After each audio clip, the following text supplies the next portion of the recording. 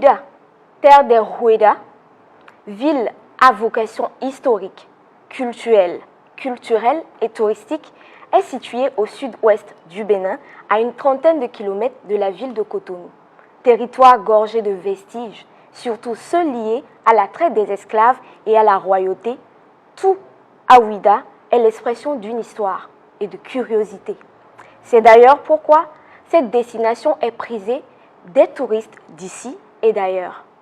Dans cette émission spéciale tourisme, nous allons aborder la thématique des apports des collectivités locales du Bénin au rayonnement du tourisme intégré.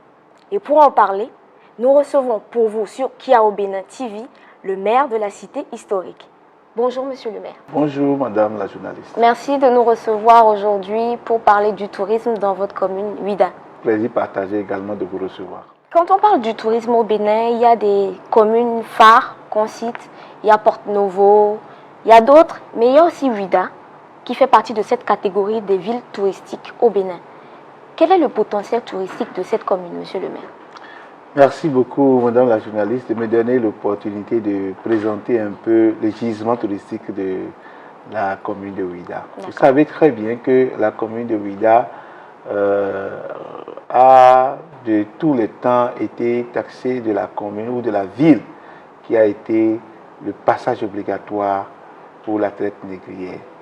Et donc, le chemin, la route des esclaves qui quittaient Abomey et autres, tout le nord du Bénin et un certain nombre d'endroits, étaient obligés de passer parce que le port d'attache et les différents forts que les négriers avaient construits étaient à Ouida. Les 5 puissances étrangères de ce moment qui faisaient la traite négrière avaient construit leur fort à Ouida. Et donc, ce patrimoine historique est resté très fort aujourd'hui et est devenu une source importante de tourisme pour notre commune. Le deuxième gisement important que je tiens à relever, c'est le vaudou. Vous savez très bien que le vaudou est déclaré aujourd'hui patrimoine touristique et reconnu par l'UNESCO.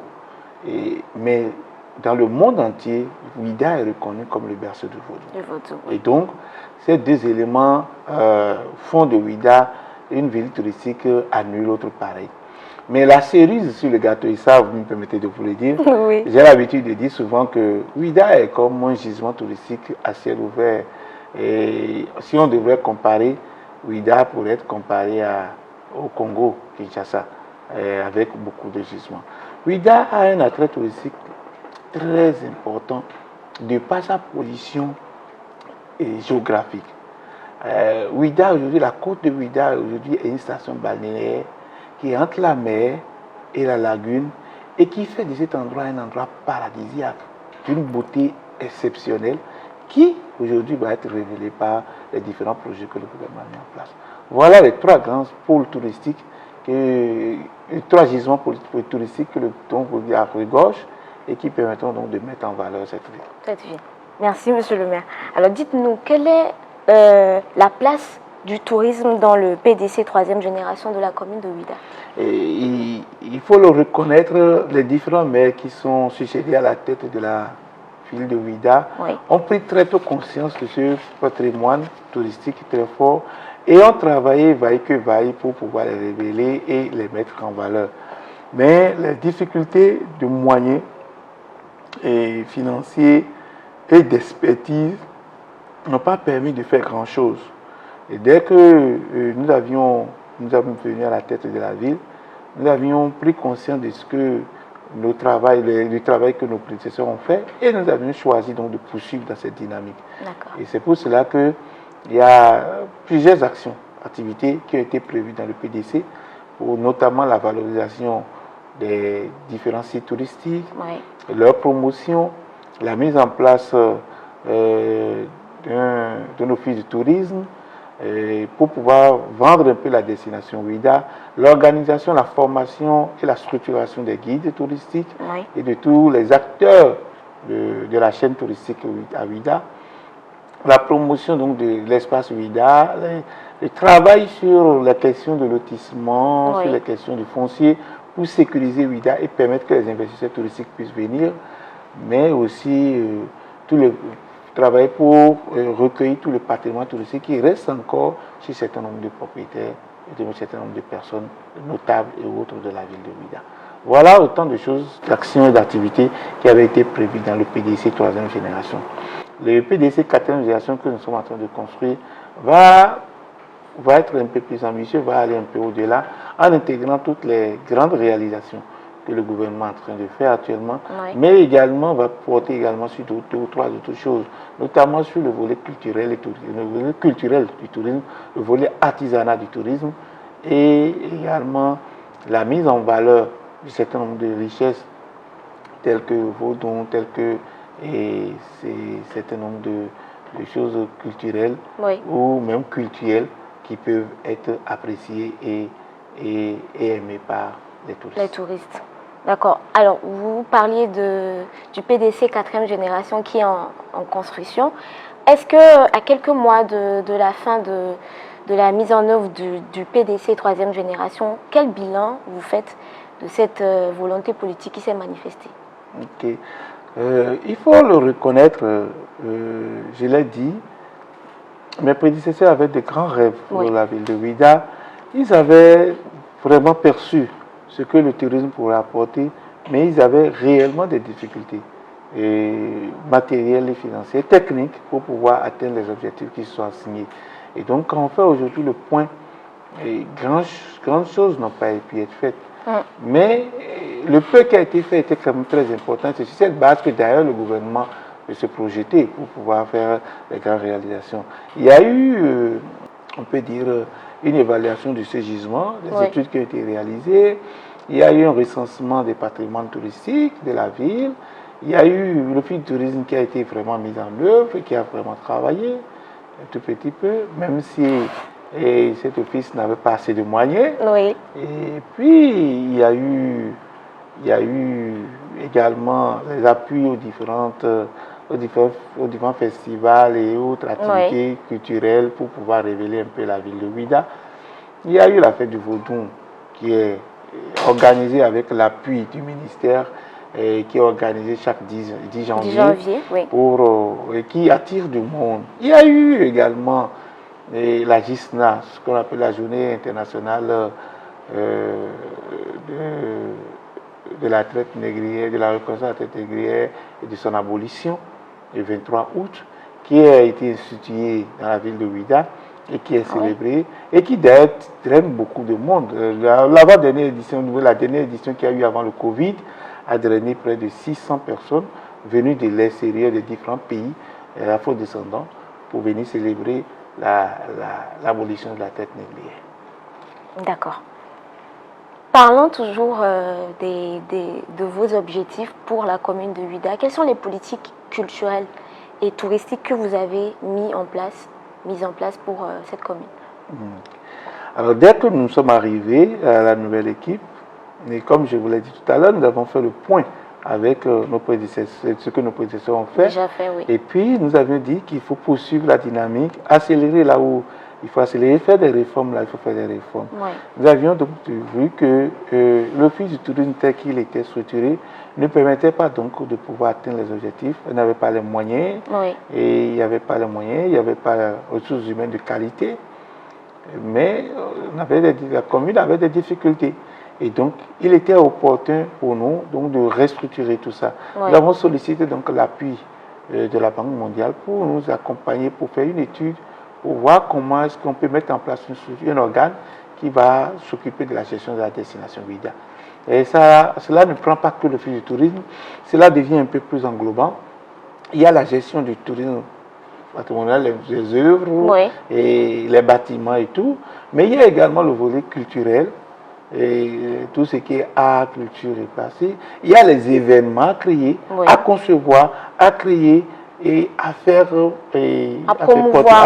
porter par des promoteurs pour que la ville puisse vivre et que les touristes aient envie de revenir régulièrement.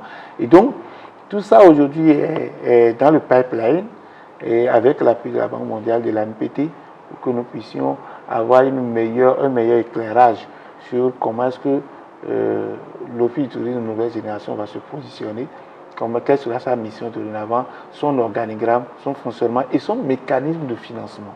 Donc voilà une des choses phares que nous avions lancées. La deuxième chose très importante que nous avons lancée, nous avions fait des propositions concrètes au gouvernement sur un certain nombre de choses qui vont être faites et à la réalisation vont valoriser le tourisme à Ouidah et qui ne sont pas de notre capacité financière, qui dépassent nos moyens. Et donc le ministre du cadre de vie, le ministre du tourisme, ensemble avec sous la coupole du président de la République, ils ont fait les options d'accompagner ces actions. Et donc bientôt il y aura des grands chantiers d'assainissement de la ville pour pouvoir rendre la ville un peu plus propre, un peu plus présentable, pour pouvoir accueillir les touristes dans des conditions meilleures. Au-delà de ça, il faut aussi reconnaître le mérite à mes prédécesseurs, surtout notamment à Mme Célestine Diarom, qui a travaillé avec son équipe sortante pour que Ouidah puisse bénéficier de l'appui de l'AIMF, Association internationale des maires francophones, pour la réhabilitation, la création du centre culturel de rencontre internationale John Smith, qui a été inauguré sous mon mandat il y a quelques 2 ou 3 mois. Ce centre, il faut le reconnaître, est le premier de l'Afrique subsaharienne, le deuxième de toute l'Afrique. Ah oui. Et donc, nous faisons partie d'un réseau mondial de centres culturels de rencontre internationale. Il y en a 43 dans le monde. Et aujourd'hui, c'est Ouidah qui habite le seul centre de l'Afrique subsaharienne. Et donc, ce centre qui porte le nom de John Smith. John Smith, c'est qui?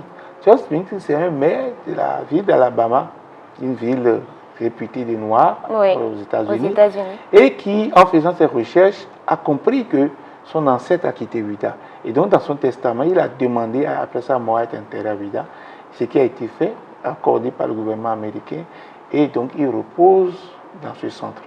Et donc, ce centre lui-même était déjà le tribunal colonial que les colons utilisaient pour juger et trancher les affaires.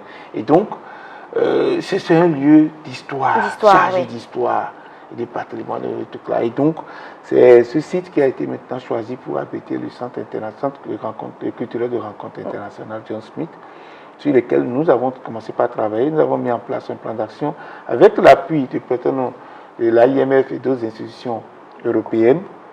Nous sommes en train de réhabiliter et de mettre en place un calendrier touristique et culturel sur ce centre pour que pratiquement les 52 semaines de l'année 2022, il y ait des activités culturelles qui donnent de la visibilité, qui fassent venir des gens du public pour venir faire vivre le tourisme culturel à Ouidah.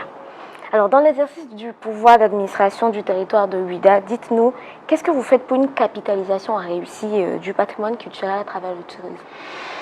Ouais, ça c'est un des gros chantiers sur lesquels nous avons des difficultés, comme vous le savez très bien. On ne peut pas tout bâtir en un jour, on ne peut pas avec une baguette magique régler tous les problèmes. Les problèmes étaient énormes avant qu'on nous vienne, mais nous nous sommes engagés doucement, progressivement pour essayer d'apporter les modifications sur les chantiers sur lesquels nous pouvons le faire pour avoir des résultats. Et sur la question de la capitalisation des acquis et pérenniser le patrimoine touristique et faire en sorte de le valoriser pour le futur, nous avions compris que cela demande beaucoup de moyens techniques et de ressources financières. Et au regard de la situation actuelle et au regard des grands chantiers que le gouvernement a ouverts, nous nous sommes tournés vers l'ambassade de France qui a accepté à travers un projet de nous apporter un appui et sur ce volet et qui a mis à la disposition de la commune de Ouidah 3 structures techniques de haute portée et de grande technicité, et dont 2 groupes européens et un groupe béninois qui vont travailler avec la commune de Ouidah pour valoriser les acquis, préserver le patrimoine touristique, les recenser, les identifier, mettre en place des mécanismes pour pouvoir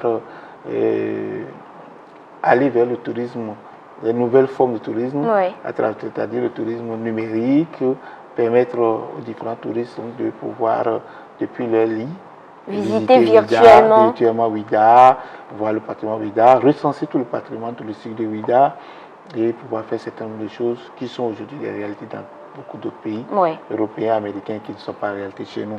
Et c'est sur ce dernier chantier d'ailleurs que nous travaillons ardemment depuis quelques jours. Ouidah étant une ville à fort caractère touristique historique, dites-nous concrètement quels sont les impacts de ce tourisme sur la commune. Le tourisme devrait être la première source de revenus de la commune de Ouidah. Oui. Mais la non-valorisation de certains nombre de patrimoines touristiques, la non-organisation des acteurs, du secteur des acteurs et le manque d'investissement fait que aujourd'hui, on peut dire que la commune de Ouidah ne bénéficie directement pas du tourisme. Et même les retombées indirectes sont très minimes. Quand on parle de retombées indirectes, c'est les impôts et autres tâches que les différents acteurs payent. C'est très léger. Parce que quand vous circulez dans la ville de Ouidah, il n'y a pratiquement plus d'hôtels qui tournent. Et les restaurants sont fermés. Oui. Et la situation de Covid aussi est venue passer un peu là-dessus pour venir complètement pousser dans l'abysse la commune de Ouidah et mettre le volet touristique de la commune de Ouidah. Et c'est surtout ça que nous sommes en train de travailler.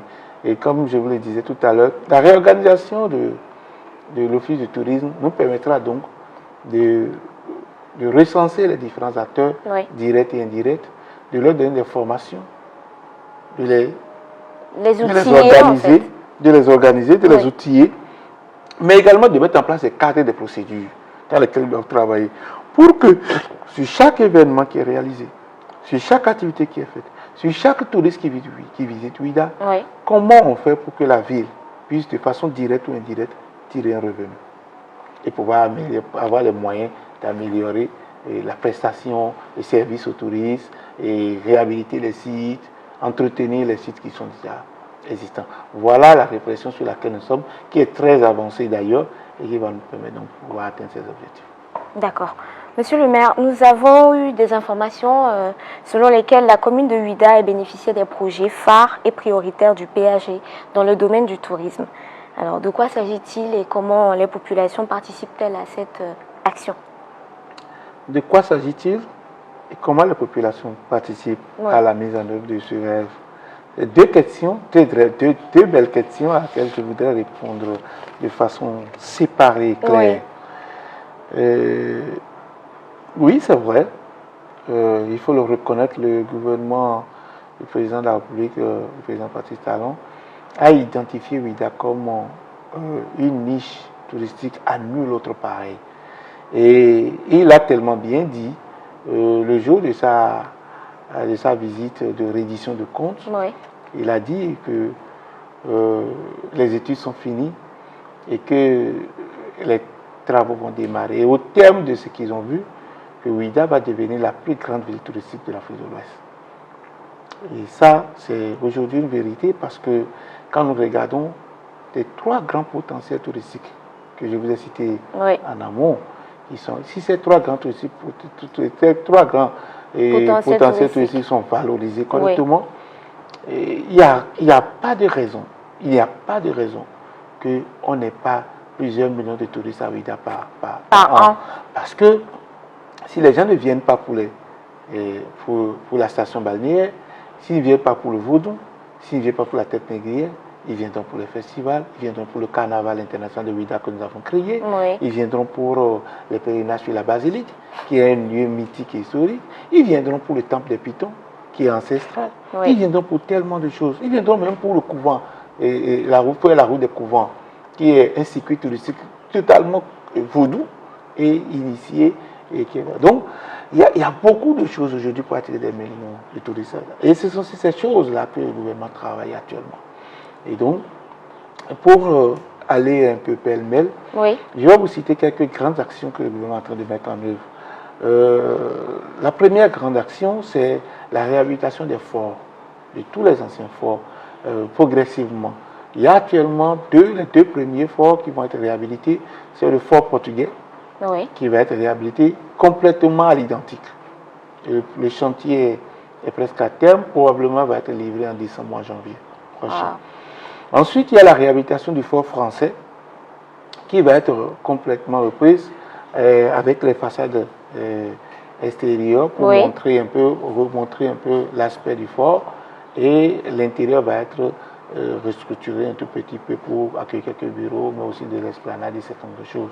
Mais pour garder son aspect extérieur, Oui. pour rappeler la mémoire du fort français. Et progressivement, sur les prochaines années, les trois autres forts, le fort danois, le fort anglais et le fort hollandais, vont être réhabilités. Aussi. Alors, en dehors de ça, il y a la place aux enchères, devant le bâtiment de Tchatcha, de Souza, qui est le plus grand négrier qui est venu pour faire le commerce des esclaves avec le roi du Bénin. Et donc, cette place actuellement est presque, on a fini la réhabilitation, les travaux de réhabilitation complètement finis, vous pouvez les visiter. Et puis, à côté de cette place, le chemin que font les esclaves pour aller jusqu'au bateau, cette route va être réhabilitée à l'ancienne. Et tout au long de cette route, il y a près d'une centaine d'étapes, de petits points d'histoire qui vont être réhabilités. Et puis la plus grande place, qui est la place Sunkuji, là où les esclaves sont conservés en attendant que les bateaux ne viennent, une fois qu'ils sont vendus, sont conservés en attendant que les bateaux n'accostent. Et là où il y a également des fosses communes pour les esclaves qui sont morts, là où les esclaves subissent un rituel de lavage du cerveau et d'oubli de leur histoire, de qui ils sont. Et tout ça aussi sera réhabilité. Et puis, il y a, le gouvernement a prévu mettre sur la lagune un bateau négrier repris à l'identique pour rappeler le souvenir de comment ça se faisait, où est-ce que les esclaves étaient mis dans les bateaux, comment est-ce que dans quelles conditions ils vivaient dans la traversée et tout ça. Et puis, aux côtés de ça, maintenant, le gouvernement veut remettre maintenant la porte de non-retour, qui est une porte qui symbolise un peu toute la traite négrière et toute son histoire dans notre patrimoine touristique et culturel. Donc, voilà les grandes choses qui vont être faites sur le côté, et donc sur le pont de traite négrière dans l'histoire de Ouidah. Sur le côté vaudou, la route des couvents. Ce projet va permettre donc de montrer aux touristes le volet culturel du vaudou, et qui tout évidemment en protégeant le volet culturel. Qui reste spécifiquement aux initiés. Et donc dans ce projet, plusieurs couvents touristiques, couvents vaudou ont été identifiés, vont être réhabilités. Et donc, il y aura les aspects qui seront présentés à des touristes et vendus à des touristes. Et maintenant, les touristes, en regardant, vont avoir un autre aspect, une autre idée du vaudou. Et pourront maintenant, à terme, s'ils le veulent, se faire initier. Et donc, rentrer dans le volet culture. Et en dehors de ça, nous avons la place le temple des Pitons, qui sera réhabilité et remis complètement en œuvre pour pouvoir être mieux présenté. Et avec tout le symbolisme que cela représente. Et le Piton dans l'histoire Ouidah, qui est le peuple d'ici, et tout ce que ça a joué comme rôle dans l'histoire de ce peuple et dans l'histoire de la ville de Ouidah. Donc il y a également ça. Et dans la même veine, sur le plan religieux, il y a la basilique de Ouidah, qui est une basilique mineure, mais qui est également une des grandes basiliques, qui aujourd'hui a près de plus de 100 ans. Doit être également remis dans le conseil des ouvrages touristiques à visiter. Et puis, il y a maintenant sur le côté, le troisième volet, la station balnéaire qui va présenter à Ouidah. Alors, sur ce côté, le gouvernement entend réhabiliter complètement la station balnéaire, en commençant d'abord par réaliser la route des pêches qui quitte Cotonou et qui fait toute la côte, la corniche de Ouidah jusqu'à Kampopo. Et ensuite, il y aura un aménagement, il y aura un ensemble d'aménagements touristiques. Il y aura la station balnéaire elle-même qui est en cours de réalisation. Et donc, les grands travaux ont été réalisés déjà pour rendre la mer baignable là, par des digues immergées. Et en face, il y aura des grands hôtels de luxe, il y aura un club med, il y aura des terrains de golf, des standards internationaux, il y aura des terrains de tennis et autres. Il y aura tout ce qu'il faut pour le loisir, pour attirer les grands touristes, tous les amateurs de ces choses-là dans le monde entier. Il y aura un ensemble de chaînes hôtelières qui vont être installées le long de la côte. Et puis, il y aura et tout l'aménagement touristique qu'il faudra Autour. pour permettre que les touristes ne s'ennuient jamais, se sentent à l'aise et bien. Donc voilà sur les 3 grands pans du potentiel touristique de Ouidah, ce qui est en train d'être préparé, qui est en train d'être fait.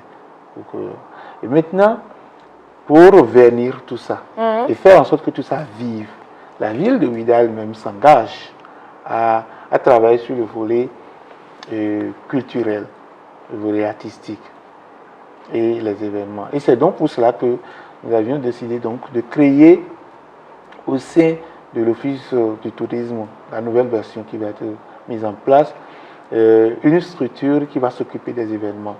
Et donc son rôle va être donc de faire la promotion des événements, d'aller chercher les différents acteurs promoteurs des événements et pouvoir faire ce qu'on appelle des festivals. Et donc, Oui. dans ce cadre déjà, nous avions travaillé, nous sommes en train d'appuyer fortement un promoteur qui a initié le carnaval international de Ouidah, un carnaval qui va réunir 4000 personnes en décembre de chaque année pour faire un peu le carnaval qui va être un carnaval de masque python.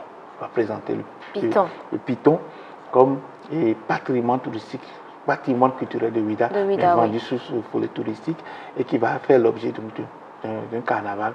4000 personnes vont défiler dans les rues de Ouidah avec des masques aux couleurs de python et aux différentes couleurs de python. Et ça va être quelque chose qui va être fait sur 2-3 jours.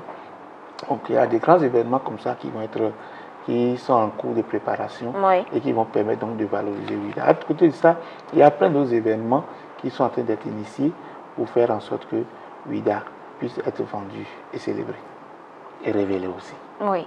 Alors, Monsieur le maire, nous sommes au terme de cette discussion portée sur le tourisme dans votre commune. Pour finir, dites à tous ceux qui nous suivent votre message. Je voudrais profiter de cette belle occasion que Kiao TV m'offre pour demander aux Béninoises et aux Béninois, mais également à toute la communauté internationale, que Ouidah se prépare à se révéler. Ouidah est en train de mettre les petits plats dans les grands pour faire en sorte que le touriste ne s'ennuie jamais en venant à Ouidah, même sur 10 ans, 20 ans. Et donc, nous leur donnons rendez-vous à partir de 2023 pour qu'ils puissent venir voir Ouidah sous ces nouveaux jours.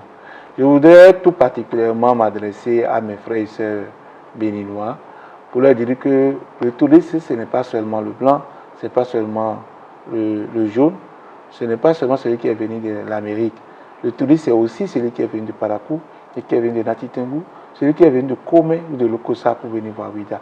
Et donc ça, nous devons d'abord commencer nous-mêmes par connaître l'histoire de notre pays, l'histoire de notre continent, notre propre histoire, en venant à Ouidah. Et c'est surtout sur ça que nous, à Ouidah, en tant qu'autorité, nous voulons nous engager. Nous travaillons à leur réserver un accueil le plus chaleureux possible. Merci beaucoup. Merci, Monsieur le maire. Merci infiniment, Madame la journaliste.